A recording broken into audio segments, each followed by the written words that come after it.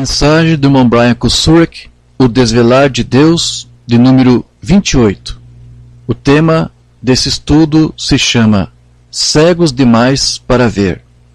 Esse sermão foi pregado pelo irmão Brian Kuzurek no dia 13 de junho de 2018. Efésios capítulo 4, versículos 17 a 20 diz assim: E digo isto, e testifico no Senhor, para que não andeis mais como andam também os outros gentios, na vaidade da sua mente, entenebrecidos no entendimento, separados da vida de Deus pela ignorância que há neles, pela dureza do seu coração, os quais, havendo perdido todo o sentimento, se entregaram à dissolução para com avidez cometerem toda impureza, mas vós não aprendestes assim a Cristo. Na mensagem do irmão Branham, O Desvelar de Deus, a partir do parágrafo 110, ele diz assim: Antes, se algum homem entrasse detrás daquele véu, era a morte instantânea. Amém. Nós vamos aprender uma lição aqui no minuto, veja, se você puder receber isto. Para andar detrás daquelas peles, até mesmo um dos filhos do sacerdote tentou fazê-lo uma vez e morreu. Não vades detrás daquele véu. O homem que fosse detrás, por quê? Não havia nenhuma redenção ainda naquilo. Era potencialmente, era apenas potencial. E qualquer coisa potencial não é a coisa real ainda, veja, apenas potencialmente. Era redenção. O pecado estava coberto, não omitido, cancelado, melhor dizendo. Não cancelado. Cancelado é separar e largar. De fato, o sangue de ovelhas e bodes não podiam fazer isso. Então, Jeová estava escondido detrás de um véu. Agora, muito atrás deste véu, onde ele se escondia, em entrar nisso, o homem caía morto em tentar adentrá-lo. Porém, desde o Pentecostes, desde a crucificação, quando aquele véu se rasgou de alto a baixo para aquela geração, Jesus era esse Deus velado.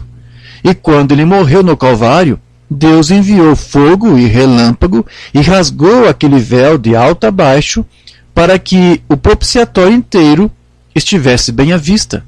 Mas eles estavam cegos demais para verem isso, conforme Moisés disse aqui, aliás, e Paulo disse, lendo de Moisés: quando é lido Moisés, todavia, aquele véu ainda está posto sobre o coração deles. E lembre-se que a palavra coração significa entendimento. O véu ainda estava sobre o entendimento deles. Ou seja, o que eles viram foi através do véu ou do seu antigo entendimento, e não o que estava realmente ali. Depois ele diz: irmão, irmã, foi isto que os judeus fizeram quando o véu se rasgou e trouxe Deus bem à vista, pendurado na cruz. Ele estava bem à vista, mas eles não podiam ver isso. Eles estavam cegados pelas as suas próprias tradições e credos, para o que Deus estava realmente fazendo. O véu os cegou. Eles estavam tão focados no véu que eles nunca viram que era Deus que estava usando aquele véu.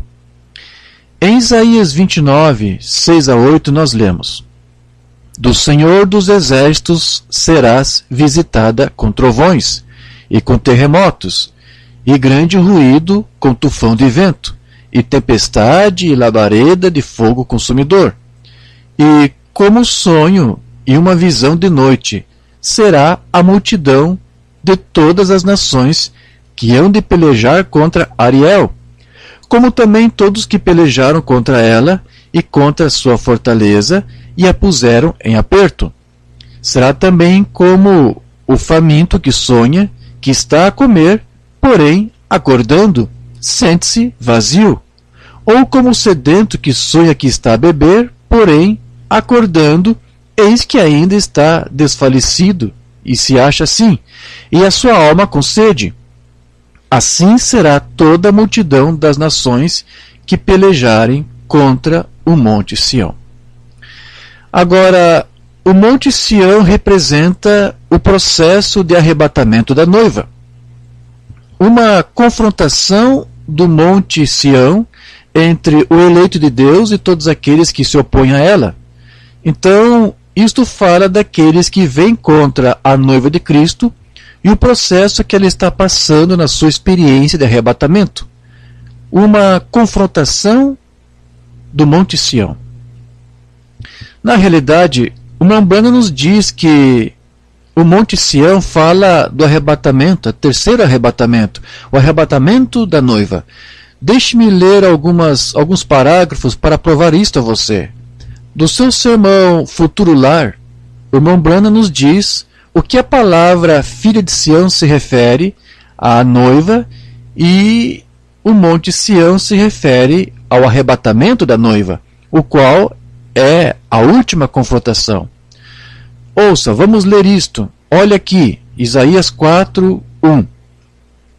E 7 mulheres naquele dia lançaram mão de um homem, dizendo: Nós comeremos do nosso pão e nos vestiremos de nossos vestidos. Tão somente queremos que sejamos chamadas pelo teu nome. Tira o nosso opróbrio. Esse é o tempo do fim, o qual nós vivemos agora. Divórcio, casamento, prostituição e tudo mais. Naquele dia, o renovo do Senhor será cheio de beleza e de glória, e o fruto da terra excelente e formoso para os que escaparem de Israel. Como vocês se libertaram de toda essa condenação, vem? E será que aquele que ficar em Sião e o que permanecer em Jerusalém, vamos ver, em Jerusalém será chamado santo, todo aquele que estiver inscrito entre os vivos em Jerusalém, quando o Senhor lavar a imundícia das filhas de Sião. Lembre-se, essa sempre é a noiva, vê? E limpar o sangue de Jerusalém. Esse é o remanescente dos judeus, mas a noiva, vê? Do meio dela, com espírito de justiça e com espírito de ardor, fogo. Esse sempre é o juízo de Deus. Quando ele faz o seu juízo final, ele chama, ele te justifica, lhe traz redenção, então os seus juízos irrompem sobre ti, e o Espírito Santo e o fogo purificam, tirando o pecado. Então, você é dele. A mesma coisa faz ele com a terra, quando a purificar com fogo e pelo Espírito de ardor. Agora veja, ouça, está pronto? E criará o Senhor sobre toda a morada do Monte Sião, e sobre as suas congregações uma nuvem de dia, e um fumo, e um resplendor de fogo, chamejante de noite, porque sobre toda a glória haverá proteção. Depois do seu sermão, a palavra falada é a semente original.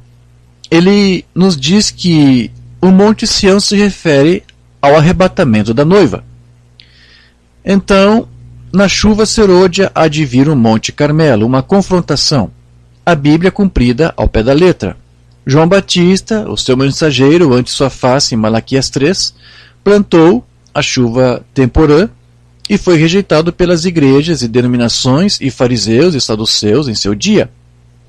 Jesus veio e fez a confrontação no Monte da Transfiguração. Este precursor desses últimos dias semeará pela chuva temporã. Jesus será a confrontação entre as denominações e credos, que é a sua palavra. Quando ele vier, a confrontação, o arrebatamento de sua noiva, a primeira foi no Monte Carmelo, a segunda foi no Monte da Transfiguração, o terceiro será no Monte Sião. Glória. Depois, mais tarde, no parágrafo 192, ele diz: ele será corretamente dedicado à palavra como sempre tem sido, indicado pela palavra de Deus, e vindicado. Deus vindicará que o que ele pregar como verdade, assim como ele fez com Elias, pois é Elias, fazendo os preparativos para o arrebatamento do Monte Sião. Jesus disse que nos últimos dias seria como no tempo de Ló. Sua pregação será no Espírito e em linha reta com a palavra de Deus. Porquanto muitos têm sido chamados de verdade de Deus, muitos não compreenderão este verdadeiro mensageiro. Eu tenho escrito aqui profecia, porque muito tem sido chamado a verdade de Deus por falsificadores, que muitos verdadeiros ministros entenderão mal aquele mensageiro.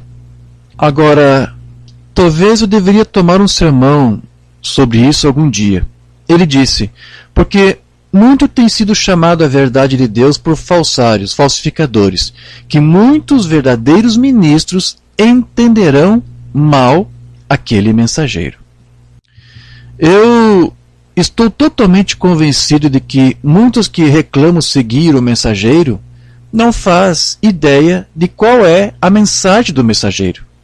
Ele disse que muitos dos ministros perderão isso e não entenderão o mensageiro. E lembre-se que você não pode viver mais alto do que o seu pastor. E assim, se o teu pastor não faz nenhuma ideia de como... Então, se o teu pastor não faz nenhuma ideia, como que você espera que as pessoas que estão sentadas debaixo dele possam fazer alguma ideia? Eles se focam no véu em si mesmo, sem ver o Deus que está escondido atrás daquele véu. E, portanto, o véu se torna para eles algo que os impede de ver a Deus, porque eles estão focados no véu e não no Deus que usa o véu. Então, ao voltar para Isaías 29, onde nós lemos com relação àqueles que lutam contra o Monte Sião, ou aqueles na noiva que estão destinados para a confrontação do Monte Sião, que é o arrebatamento do Monte Sião, ele diz no versículo 9: tardai e maravilhai-vos, folgai e clamai, bêbados estão, mas não de vinho, andam titubeando, mas não de bebida forte. Então, nós vemos a condição deles. Eles estão embriagados e vacilantes e ainda assim não é de vinho ou do estímulo da revelação. É do espírito de sonolência, uma cegueira e a sombra da morte que está sobre eles. Versículo 10. Porque o Senhor derramou sobre vós um espírito de profundo sono e fechou os vossos olhos, vendou os profetas e os vossos principais videntes. Observe, os vossos principais videntes. E quem são os videntes? Aqueles que são os profetas, aqueles que vêm, o qual são os profetas. E Deus encerra as pessoas para que elas vejam. Ele oculta a sua mensagem através do vidente daquelas pessoas. Portanto, elas estão propositadamente cegadas para a mensagem por Deus, porque eles não estão ordenados para recebê-la. Versículo 11.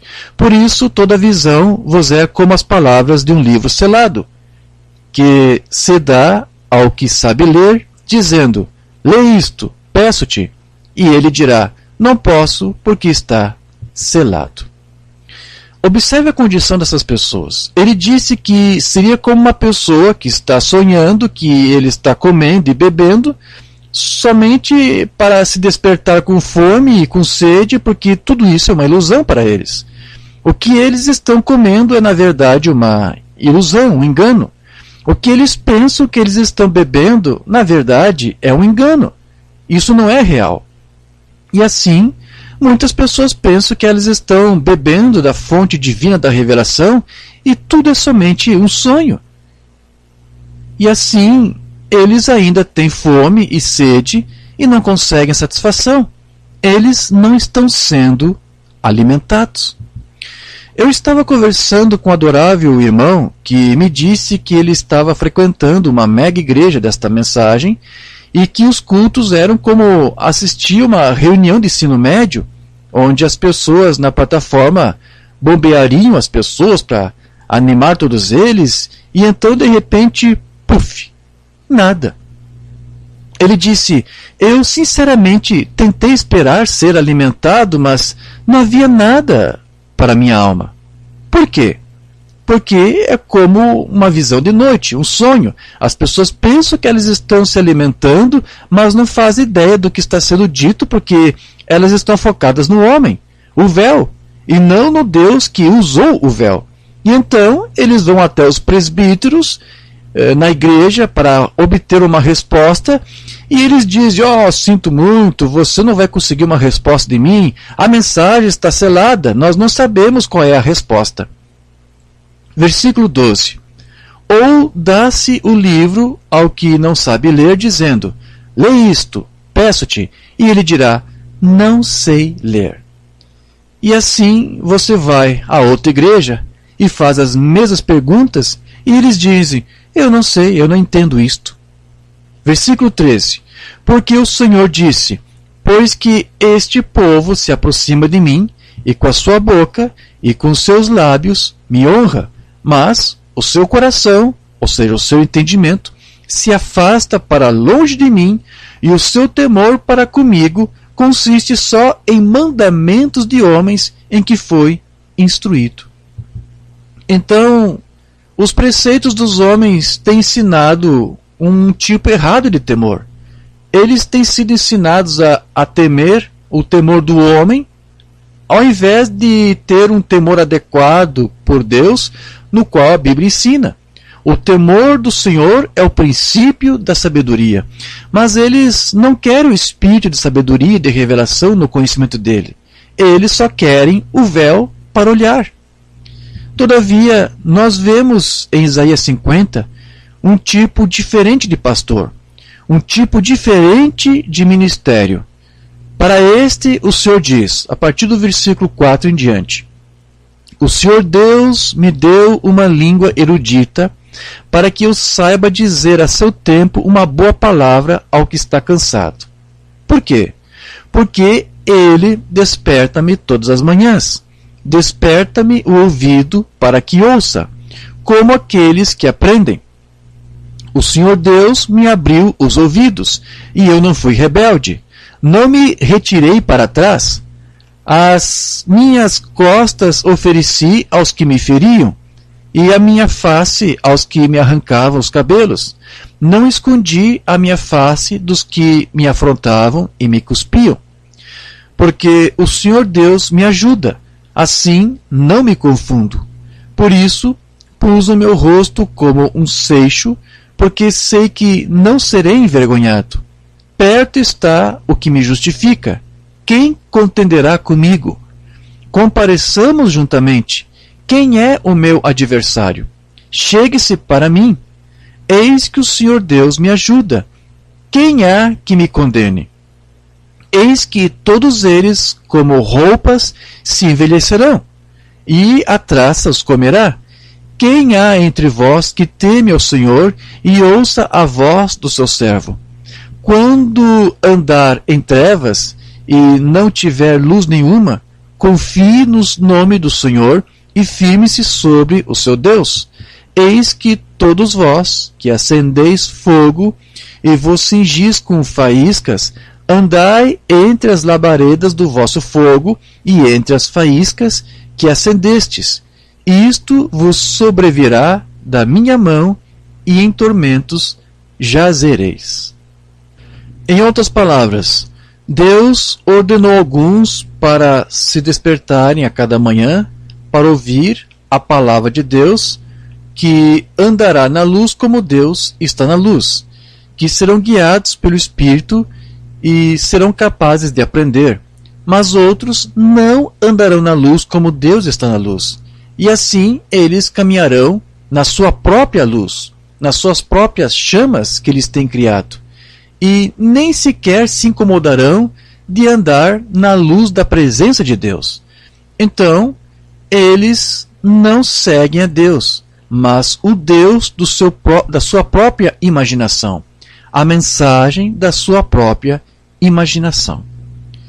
Deus continua em Isaías 29:14 em diante.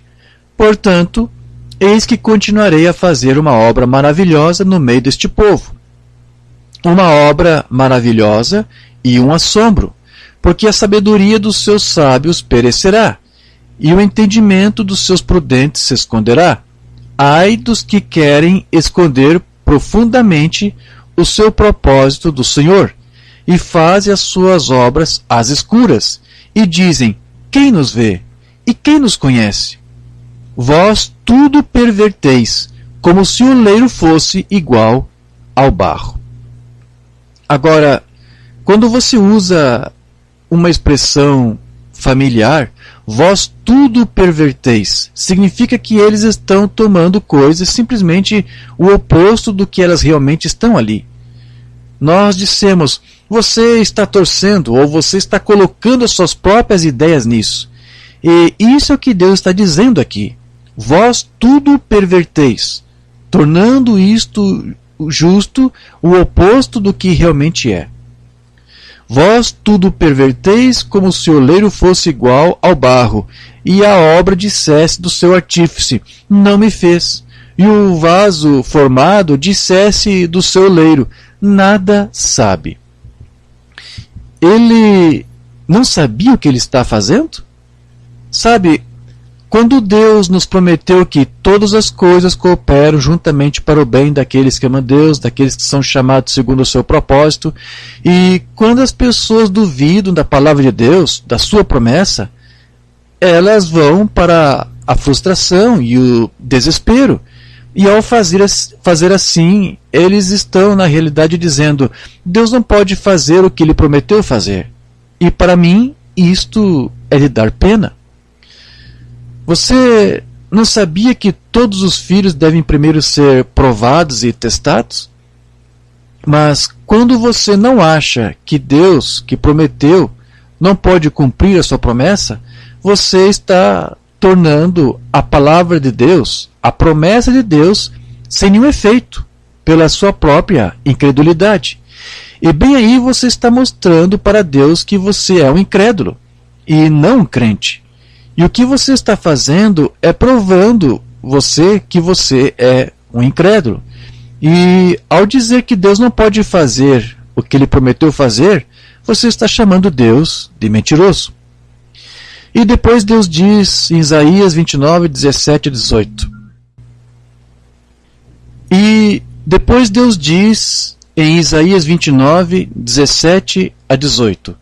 Porventura, não se converterá o Líbano num breve momento em campo fértil? E o campo fértil não se reputará por um bosque? E naquele dia, os surdos ouvirão as palavras do livro, e dentre a escuridão e dentre as trevas, os olhos dos cegos as verão. Agora, eu olho para essa promessa de Deus e digo que isto é para mim. Eu vivo em Líbano. A cidade onde o irmão Brian mora se chama Libanon, que traduzindo para o português seria a mesma coisa que Líbano. Então ele está dizendo isso. Eu vivo em Líbano, Ohio. Né? Eu vivo em Líbano. Talvez não bem exatamente na cidade, mas um pouquinho fora dela. Mas essa é a cidade do meu código postal. Essa é a cidade que entrega as minhas correspondências. Essa é a cidade de onde vem o meu número de telefone. E sabe, eu li esta promessa de Deus por mais de 30 anos e cada vez que eu tenho lido isto, eu penso que não é surpresa para mim que esta pequena igreja está localizada bem para fora de Líbano e os nossos endereços postais estão localizados bem aqui em Líbano. E o meu número de telefone é um número de telefone de Líbano. E ele prometeu que do Líbano as palavras do livro seriam ouvidas por aqueles que tinham sido surdos e os olhos daqueles que tinham sido cegos começariam a ver desde a obscuridade e das trevas e em que eles haviam estado. E eu tenho centenas de cartas e e-mails de todas as partes do mundo me mostrando o cumprimento dessa escritura, porque homens de todas as partes do mundo têm escrito para mim e me dito que eles estavam uma vez cegos para o que a mensagem é e agora eles veem. Centenas e milhares de todas as partes do mundo. Eu tenho milhares de e-mails testificando de como Deus tem abrido os olhos dos crentes por toda parte do mundo. Então, eu sei, eu conheço o cumprimento dessa escritura. Eu vi isso, e eu reclamo isso, e Deus fez isso se cumprir. Agora, você pode dizer, por favor, pregador, você está tomando essa escritura e reclamando isto para você mesmo? E a minha resposta é, sim, eu estou. E por que não? Se isso está se encaixando, não é mesmo? E nos foi dito por um profeta vindicado para reclamar cada promessa na Bíblia como nossa. E isso é o que eu tenho feito. E todos nós sabemos que as escrituras têm um significado composto, então também pode significar algo para outra pessoa, mas para mim. Eu leio isto para mim mesmo e para esta igreja, e eu reclamo isto e Deus tem cumprido isto. E o Mambana nos disse como saber se algo é de Deus ou não é de Deus. Ele disse, primeiro, Deus deve revelar isto para o teu coração, depois ele deve revelar isto na palavra, e depois a coisa deve se cumprir. E então você sabe se era Deus ou não. Agora, outros podem ver essas promessas na Bíblia e ter medo de entrar na promessa, mas eu sei o que eu li, e eu reconheço o que eu li, e eu atuo sobre a palavra de Deus. Exatamente como Moisés tinha ao entrar no Mar Vermelho, antes que o mar pudesse se abrir. E Elias teve que entrar no Rio Jordão antes que o rio se abrisse. E você deve reconhecer a promessa para você nesta palavra e depois entrar nela diante de Deus para que cumpra. E então, quando isso acontece, quando isso se cumpre, isso é a interpretação da palavra de Deus. Isaías 17 e 18 diz, porventura não se converterá o Líbano num breve momento em campo fértil, e o campo fértil não se reputará por um bosque? E naquele dia os surdos ouvirão as palavras do livro, e dentre a escuridão e dentre as trevas, os olhos dos cegos as verão. Veja, um crente crê, e ele deve entrar no que ele crê diante de Deus, e crer que Deus vai confirmar a sua fé. Portanto, ele deve ter fé como de uma criança. E isso é tudo o que eu reclamo ter, uma fé como de uma criança. Eu creio na palavra de Deus do jeito que ele a escreveu. E eu descubro quando a oportunidade surge. E vejo essa oportunidade em sua palavra, e eu entro nela e a reivindico, e então ela se torna minha. E você também deve fazer isto. Não pense que você sairá daqui sem ser provado. Todos os filhos devem ser testados e provados. E a coisa disto é que você não deveria se preocupar com o teste, com a aprovação, porque ele tem dito que ele não nos provaria acima do que poderíamos suportar. Então, a nossa vitória está em Cristo. Portanto, simplesmente entre em Cristo e todas as coisas serão possíveis para aquele que crê. O apóstolo Paulo disse em Filipenses 4,13: posso todas as coisas em Cristo que me fortalece. E o apóstolo João disse em 1 João 5,4: porque todo que é nascido de Deus vence o mundo, e esta é a vitória que vence o mundo, a nossa fé. E Paulo novamente disse, lá em 1 Coríntios 15:57, mas graças a Deus que nos dá a vitória por nosso Senhor Jesus Cristo. Agora, voltando para o sermão do irmão Branham, vamos apanhar aqui no parágrafo 112. Será possível que os gentios tenham feito a mesma coisa?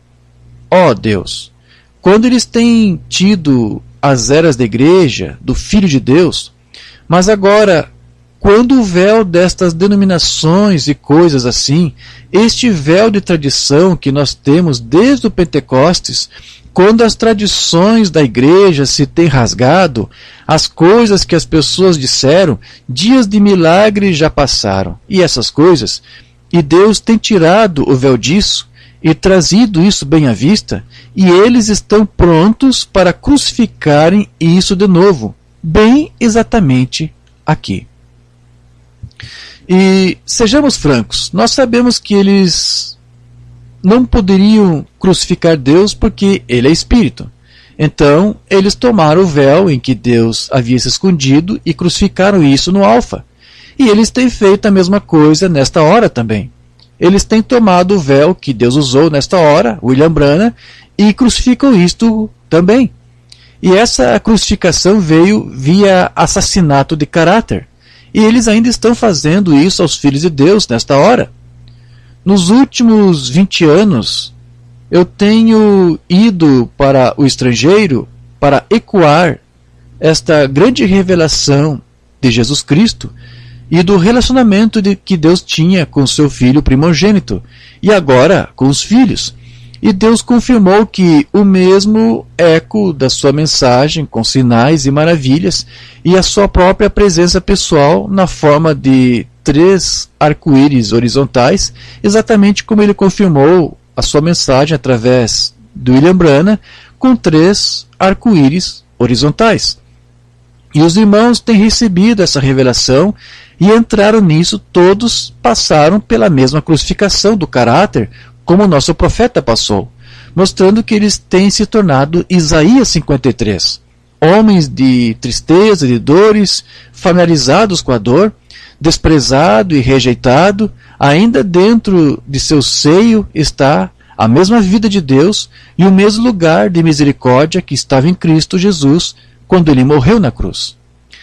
A segunda crucificação não precisa ser uma cruz literal na qual somos pregados, porque uma banda disse que você pode matar um homem sem usar uma faca ou balas, você pode falar contra ele para matar a sua influência e você pode também atirar nele com uma arma. Por quê? Porque eles estão cegos para a revelação de Jesus Cristo. Eles estão cegos para o relacionamento entre Deus e os seus filhos. No parágrafo seguinte, o Mambana disse, no 113, o Deus desvelado bem à vista, eles deveriam tê-lo visto ali de pé. Todavia, ele era comum demais. Ele era um homem simples. Eles não podiam ver isso. Veja, ali se achava um homem. Bem, diziam eles, esse sujeito, de que escola veio ele? Mas lembre-se, quando aquela lança atingiu seu corpo, aquele espírito o deixou, o templo. Os blocos para sacrifícios viraram e o relâmpago correu através do templo e rasgou o véu. Que foi isso? Ali estava o Deus deles pendurado no Calvário. E eles estavam cegos demais para ver isso. Ele trazido em plena vista, e ainda não veem isto. Eles estão cegados. Deus velado em um ser humano. Agora, Observe que eles foram cegados para o Deus oculto no véu, e então assim eles estão hoje. Mas o eleito conhecerá os dois espíritos e não serão enganados. Eles não serão cegados. E nós conhecemos que o engano é uma forma de cegueira. Observe como o apóstolo Paulo nos mostra que o engano vem como a luz que sai. Até as crianças entendem que as sombras escondem o que poderia estar na sombra. Então, as sombras levam à incerteza que leva ao engano. Quando criança, costumávamos brincar de esconde-esconde e era muito divertido durante a noite, porque podíamos nos esconder nas sombras e a pessoa que nos procurava passava por nós se permanecíamos na sombra e não nos mexíamos e nem falávamos. Agora, aí estão 19 escrituras que falam da sombra da morte. Portanto, nós vemos uma comparação entre as trevas e a morte, luz e vida. E é claro que nós poderíamos tomar um sermão inteiro mostrando para você que as escrituras falam da luz e da vida e da necessidade da luz a fim de ter vida. E a escritura nos diz que onde há luz, as sombras fugirão. Então, vamos ler agora todos os sermões, ou melhor, todos os parágrafos. Agora então vamos ler todos os versículos da Bíblia que fazem menção da sombra da morte. Cantares 4:6. Até que refresque o dia e fujam as sombras, irei ao monte da mirra e ao outeiro do incenso. Cantares 2:17.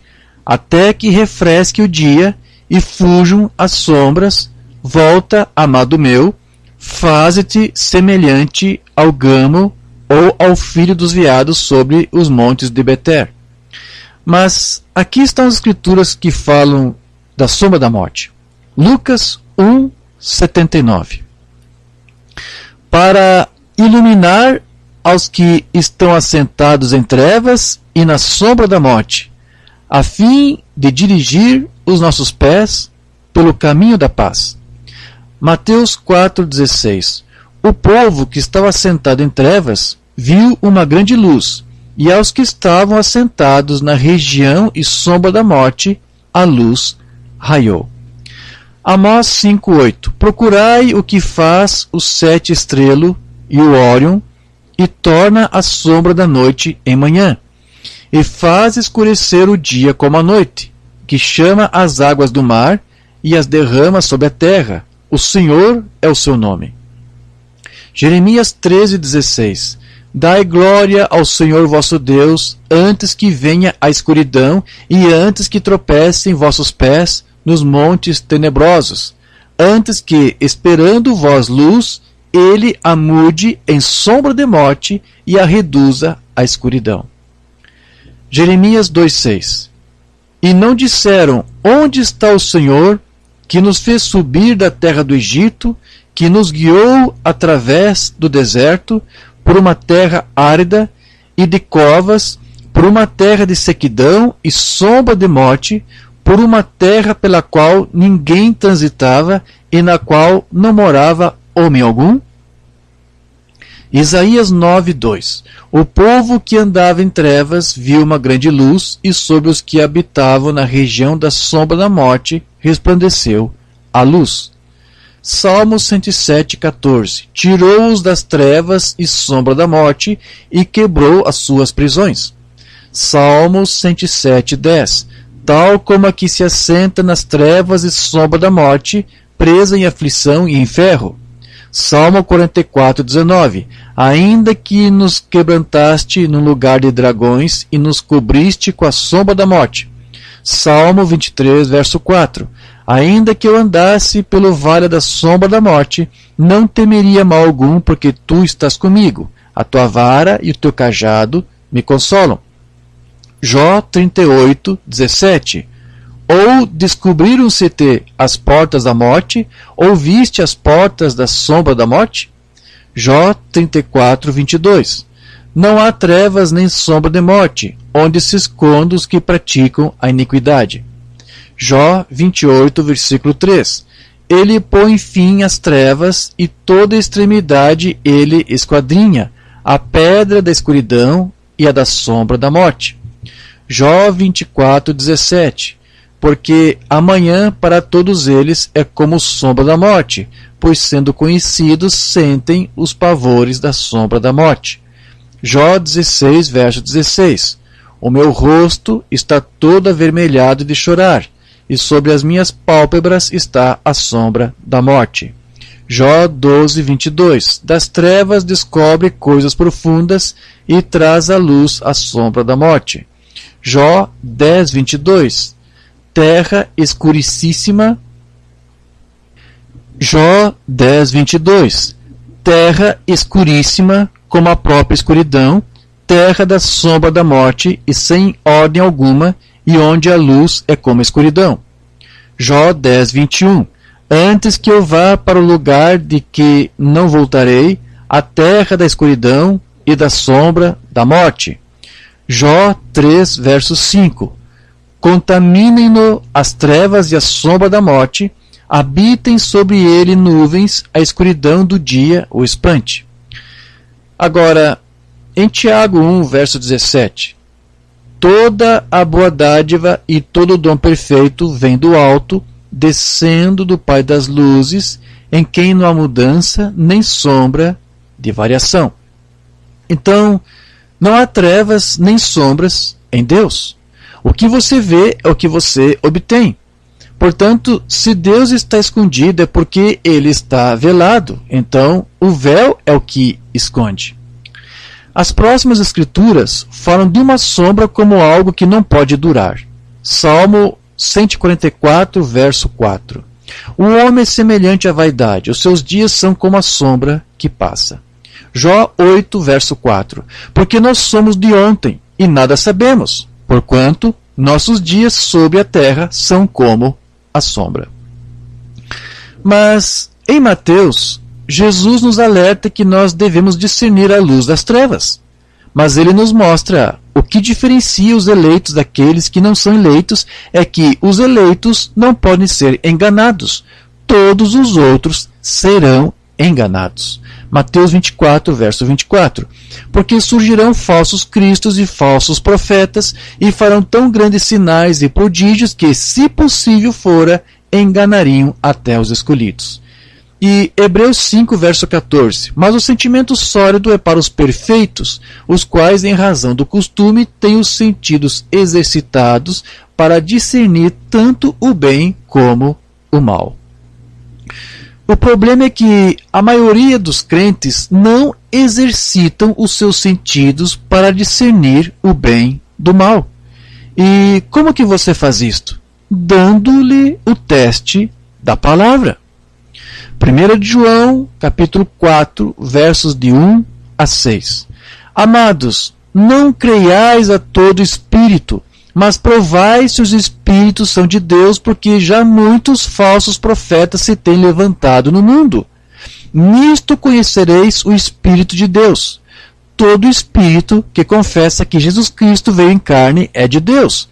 E todo espírito que não confessa que Jesus Cristo veio em carne não é de Deus. Mas este é o espírito do anticristo, do qual já ouvistes que há de vir, e eis que já está no mundo. Filhinhos, vós sois de Deus, e já os tendes vencido, porque maior é o que está em vós do que o que está no mundo. Do mundo são, por isso falam do mundo, e o mundo os ouve. Nós somos de Deus. Aqueles que conhecem a Deus, ouve-nos. Aquele que não é de Deus, não nos ouve. Nisto conhecemos nós, o Espírito da verdade e o Espírito do erro. Do seu sermão, O Sinal da Sua Vinda, o irmão Branham disse: como você pode dizer a eles, irmão Branham, o que está certo ou errado? Dê a eles o teste da palavra. Isso dirá se eles estão certos ou errados ou não. Fique certo com essa palavra e veja o que acontece. Vê? Apenas jogue essa palavra ali e veja o que eles estão ali. Onde eles estão. Bem, veja isso. Então, entre dessa maneira. Bem aí, então. Vê? Sim. Simplesmente fique certo com essa palavra. Então, ora, se eles tivessem dado a Micaías o teste da palavra, ele provaria que ele estava 100% com ela. Agora, eles dizem, só um minuto, vê? Deus deu isso para nós. Tudo bem. Deus nos deu a promessa do Espírito Santo. Pedro disse no dia de Pentecostes, você sabe, arrependei-vos e cada um de vós seja batizado em nome de Jesus Cristo para a remissão dos pecados, e recebereis o dom do Espírito Santo. A promessa é para toda a geração. Vê? Isto é para nós. Isso significa nós. Mas isto são as condições. Essas são as condições. Você simplesmente não consegue de jeito nenhum. Você tem que seguir as instruções. É exatamente isso. E da mensagem, a palavra falada da semente original, ele diz, olhe que tipo de avivamento que eles estão tendo. Grandes avivamentos que eles têm tido. Olhe com que bem isso se parece, não é mesmo? Você diz, bem, Mambana, agora você nos colocou numa posição desconfortável. É isso que eu queria que você estivesse. Como você vai saber o que é certo e o que é errado? Dê o teste da palavra. É dessa maneira que se diz se está certo ou errado. Isso é, apenas dê a isso o teste da palavra. Veja o que isso diz sobre a palavra. Qualquer espírito, veja o que ele diz sobre a palavra. Se isso nega a palavra, não é de Deus. Vê? Não importa o que seja, se nega a palavra, não é de Deus. Veja, faça o teste da palavra e veja o que acontece. Mateus capítulo 16, versículo 3 diz assim: E pela manhã, hoje haverá tempestade, porque o céu está de um vermelho sombrio. Hipócritas, sabeis discernir a face do céu e não conheceis os sinais dos tempos? Lucas 12, verso 56. Hipócritas, sabeis discernir a face da terra e do céu, como não sabeis então discernir este tempo? 1 João 3, 7. Filhinhos, ninguém vos engane. Quem pratica a justiça é justo, assim como ele é justo. Malaquias 3, 16 a 18. Então aqueles que temerem ao Senhor falam frequentemente um ao outro, e o Senhor atentou e ouviu. E um memorial foi escrito diante dele, para os que temeram o Senhor, e para os que se lembraram do seu nome. E eles serão meus, diz o Senhor dos Exércitos. Naquele dia serão para mim joias. Poupá-los-ei como um homem que poupa a seu filho que o serve. Então voltareis e vereis a diferença entre o justo e o ímpio, entre o que serve a Deus e o que não o serve. Ezequiel 44, 23 a 24.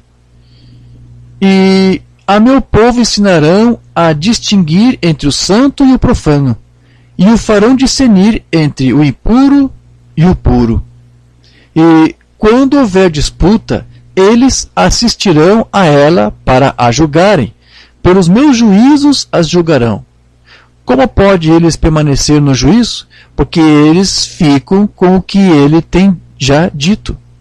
E as minhas leis e os meus estatutos guardarão em todas as minhas solenidades e santificarão os meus sábados.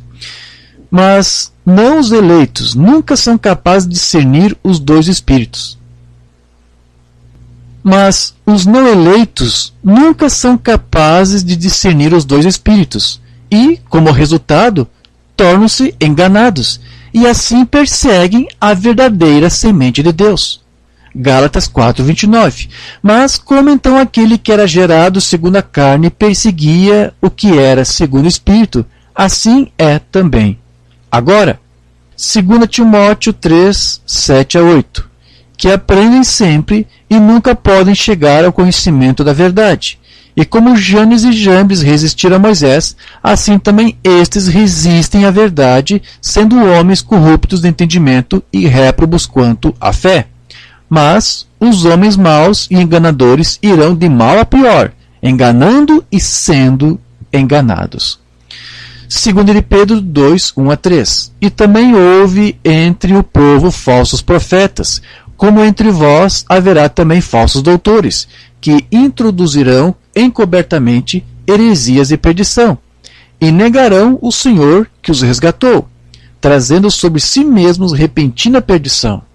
E muitos seguirão as suas dissoluções, pelos quais será blasfemado o caminho da verdade, e por avareza farão de vós negócio com palavras fingidas, sobre os quais, já de largo tempo, não será tardia a sentença, e a sua perdição não dormita. 2 de João 1,7. 2 de João 1,7. Porque já muitos enganadores entraram no mundo, os quais não confessam que Jesus Cristo veio, tempo presente, em carne. Este tal é o enganador e o anticristo. E 2 Tessalonicenses 2,3. Ninguém de maneira alguma vos engane, porque não será assim sem que antes venha a apostasia e se manifeste o homem do pecado, o filho da perdição. Eu acredito que nós poderíamos continuar com esse assunto e mostrar-lhe mais sobre a cegueira e a escuridão do coração que leva à ilusão e ao engano. Mas talvez um dia nós mostraremos isso para você. Amém. Amém, meus queridos. Eu espero que os irmãos conseguiram captar a mensagem que o irmão Brian quis transmitir com esse estudo. O que ele fez aqui foi, na verdade, fazer um breve resumo de um problema sério que estamos vendo dentro dos tabernáculos da mensagem. Porque ele não está querendo que você pegue tudo isso e foque fora nas denominações. Não. Ele quer que você absorva tudo isso e entenda que essa cegueira, essa falta de discernimento, além de se ver também nas denominações, está sendo vista dentro dos grupos, dentro dos tabernáculos da mensagem. O entendimento de muitos está velado. Realmente o irmão Brian disse que algumas coisas que foram abordadas aqui, ou que o irmão Brian citou, ele poderia fazer um outro sermão só tratando sobre isso. Principalmente quando o irmão Brian disse que haveria ministros verdadeiros, ou seja, genuínos, mas que interpretariam errado o mensageiro. Então o irmão Brian pega isso e diz, olha, dentro da mensagem nós temos isto. Dentro da mensagem nós temos pessoas boas, com um bom espírito até, corteses, pessoas simpáticas, maravilhosas, são sinceros, são bons ministros, só que eles interpretam errado o mensageiro. E isso porque o entendimento deles está velado. Está velado para aquilo que o mensageiro realmente falou e ensinou. E a principal razão do porquê o seu entendimento está velado é porque eles não conseguem olhar exatamente para o que o mensageiro disse. Eles estão colocando seus olhos no sistema ao qual eles pertencem, a algum ministério do qual eles estão presos, ao qual estão amarrados. Eles olham para o que esses líderes estão falando. Eles estão olhando para um véu, para uma carne, para um homem, para um pensamento de um homem, para o que um sistema ao qual eles estão presos, amarrados, ensinam. Então, isso cega eles, isso vela eles para o verdadeiro entendimento que eles deveriam ter da mensagem. Mas o irmão Brian diz, os eleitos, eles não podem ficar com esse entendimento velado, eles não podem ser enganados. Então, esses que têm entendimento velado, apesar de serem bons ministros verdadeiros, eles, por terem esse entendimento velado da mensagem, porque não compreendem o mensageiro, eles correm com isto o risco do quê? De sacrificar a palavra outra vez, de crucificar Cristo outra vez, por causa dessa sua cegueira. E assim como a audiência, como disse o irmão Brian, não pode ir além do seu pastor, do seu líder, se esse líder tem uma mentalidade velada para as coisas de Deus, ou para aquilo que o profeta realmente ensinou, toda a sua audiência, toda a sua igreja, toda a sua congregação vai ter essa mesma mente velada. Eles não vão conseguir tão pouco entender, porque o seu próprio líder não entende. E se forem perguntar, em outras palavras, é como se ele dissesse, olha, o livro está selado para mim, eu não entendo, eu não sei como te explicar. E assim, essa é a condição espiritual de muitos tabernáculos. A mensagem continua como um livro selado para muitos deles. Eles vão tentar explicar, então, não segundo o que o Deus dessa mensagem lhes revelou, mas segundo o seu Deus próprio, do seu próprio entendimento, tem revelado para eles. E essas pessoas, dentro da mensagem, são como aquilo que você viu o Mambai aqui ler da Escritura, né? Elas sonham que estão comendo, sonham que estão bebendo, mas quando se acordam, veem que não estão comendo nada, veem que não estão bebendo nada. Assim estão muitos na mensagem. Eles pensam que estão se alimentando de alguma coisa que realmente lhes ajuda, lhes vitamine, mas na verdade eles não estão comendo nada que lhes satisfaça. Muitos estão nos tabernáculos, muitos estão em vários grupos, mas não estão se alimentando da mensagem genuína. Eles não estão sendo de fato alimentados. E quanto àqueles ministros que tentam ajudar, que tentam dar a palavra, esses são tão perseguidos quanto Cristo foi. Assim como eles sacrificam ou crucificam Cristo, eles crucificam também o ministério que tenta ajudar essas pessoas. E eles se colocam exatamente na mesma condição que Cristo estava lá em Isaías 53. Então, Isaías 53 é para Jesus, primeiramente, mas também para os seus ministros. Eles também são crucificados, não é isto? Pelo que eles tentam fazer, que é trazer luz, trazer esclarecimento para a Escritura. Se não matam fisicamente, matam através da influência, tentam matar a influência desses ministros. Mas o Mambai disse aqui, basta apenas você fazer o teste da palavra e você vai saber quem está certo e quem está errado. E infelizmente a maioria está sem condições, sem discernimento para fazer isto. Mas a noiva que tem a revelação correta dessa palavra, ela vai saber fazer esse discernimento daquilo que é certo e daquilo que está errado, daquilo que é bom e daquilo que é mal. Eu espero que os irmãos consigam entender esta mensagem que o Mambai quis transmitir. Estou apenas resumindo aqui em breves palavras. Que essa mensagem possa ter ajudado os irmãos e até uma próxima oportunidade, no nome de Jesus Cristo. Amém. Deus vos abençoe.